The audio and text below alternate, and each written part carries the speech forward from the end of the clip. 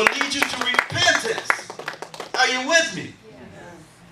So ultimately, we have to get a people to understand that we no longer can be in Egypt. Egypt symbolizes those things that bring mental blocks and states. It brings us into states plural of confinement. Because you got to understand, as it was in prototype, Pharaoh wasn't going to let the children of Israel go. Y'all seen the Moses movie. Right. You've been through a couple of Easters, you already seen the movie. And nobody can do Moses like Charlton. Amen, am I right? Right. So Pharaoh ain't going to just let you go. He ain't going to just let you walk away. Folks be telling me, well, I don't know what's going on, Apostle. Once I decided to serve God, all of a sudden something happened. I'm sorry, but that's what happens. He's not just going, you've been hanging out with him for 20 years, and all of a sudden say, my bag, you can go home. No, he ain't going to let you go. That's right. And then really, it depends on how much you dabbled. Come on. That's right. Yeah. Yes. Now, some folks can get away with it, and he just don't even bother them. But your influence in that realm and the things you entangled yourself with, oh, that's going to determine how you come out. Yes. Young people, you got to understand me. That's what Pharaoh, the devil, want to do. Some of y'all saying, you're hanging around some of your friends in school and they putting it out there. And then you trying to figure out what's going on. He's creating a palate in you, a taste in you.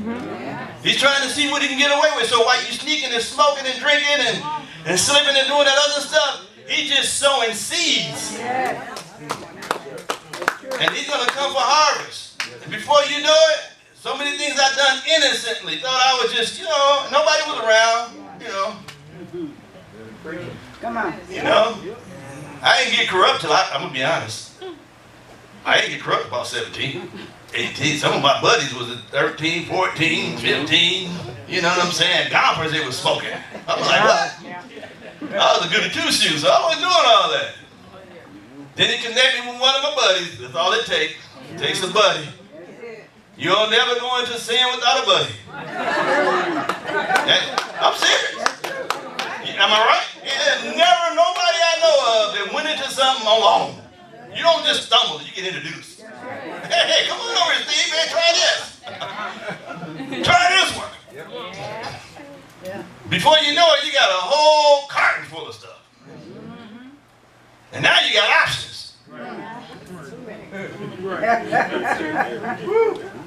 Yeah. Now when you, all of a sudden, you hear the call to come out, and God is calling you up in him, and he's dealing with you, and all of a sudden, when the altar call is awesome and great, and 6 months in, you're feeling good, and you're seeing stars, the grass look different, the sky look different, it's blue, the grass is green, and it's different smell in your nostrils. It's just like you can smell coffee. I mean, everything is magnified. Right? Because our senses was in prison. And so it had to be detoxed. And then all of a sudden you find out that in the 7th month, because we got caught up on the euphoria. The freedom blinded us.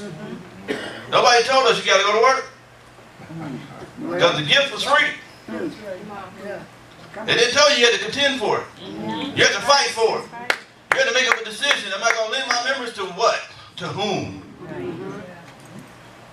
Nobody told you to bring your body under subjection. You had to beat it. Yes. You had to beat it. You know what I'm saying? Because it's not domesticated. You know what I'm saying? It ain't going to just say, no, it ain't going to say that.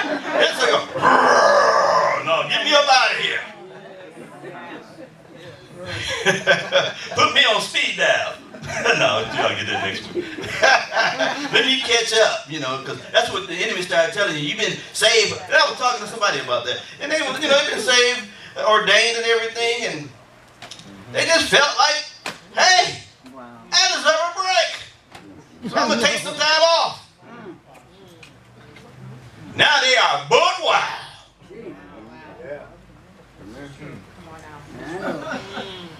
Because you can't determine, once you give up your allegiance, You can no longer determine the rules of engagement. Once you make up your mind that I'm going to leave this management, this administration, this lifestyle, you no longer have control. See, that's when I was single, I was scared of that. I wasn't scared about hell. Come on. Not going to, bring it. So most of us want to get saved so we won't go to it. No, sometimes our decision brings it to us. So I knew, I said, oh, I want to go out there. They look good, but because once that gate open up, then you're in trouble. Come on now. That's right. Because you no longer have control. Your will. You got to understand you've been doing this before you got saved. Right. Whatever, for a long period of time. Some of us was addicts for a long time. Some of us was whoremongers for a long time.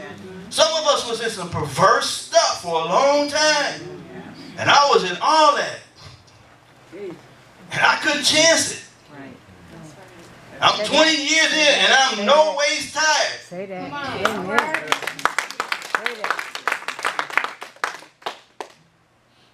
I did a wedding yesterday and I thought about like, wow.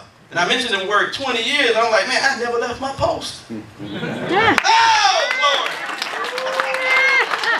I'm like, dang, 20 years in, I never left my post.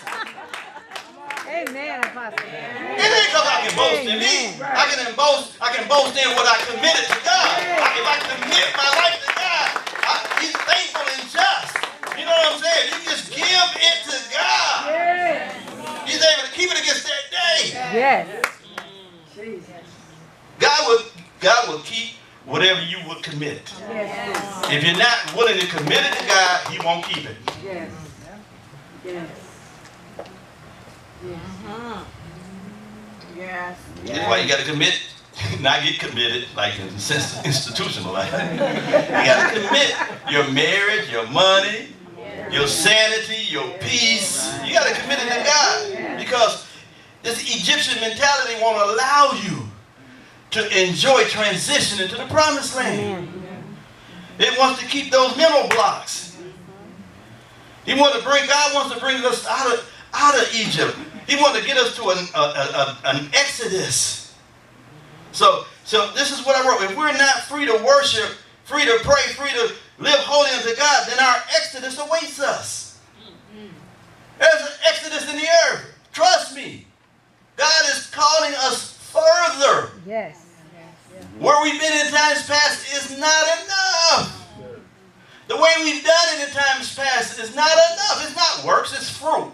You say, that's just works, that's sweat and blood. I thought we were supposed to be in rest.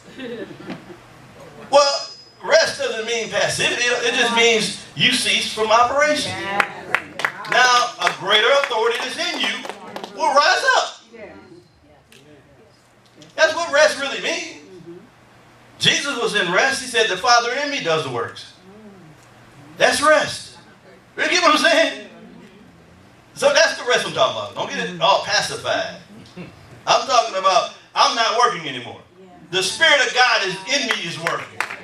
That's why He won't allow you to do little things on the side. Come on. Because there's no room for one man.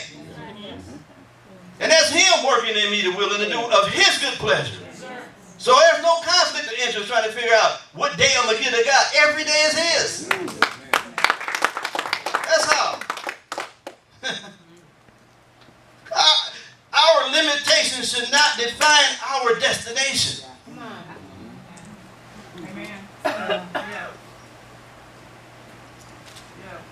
Don't let your limitations determine to you or talk to you.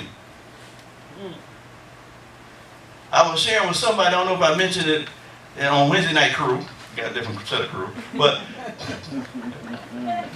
I mentioned that the voice of our future is commitment. You need to put it somewhere.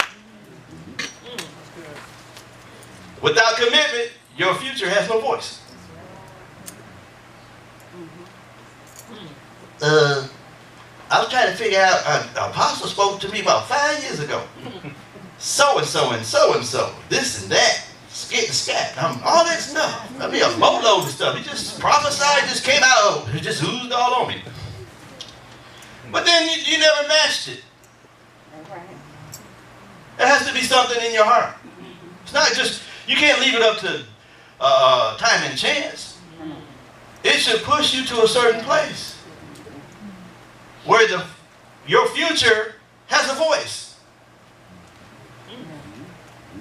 Just imagine if I just would have waited to become a pastor before I studied. Wow. Can you imagine the type of messages y'all would have? Yeah. Charisma magazine? Yeah. Come on now. Pretty much. And now, I mean, of course, now that was in the 90s, but now, you know, you can go podcast, you can go on Facebook and write notes. Bring it in here. Y'all be like, hold on, I just heard that. He just said, didn't he just say it was his?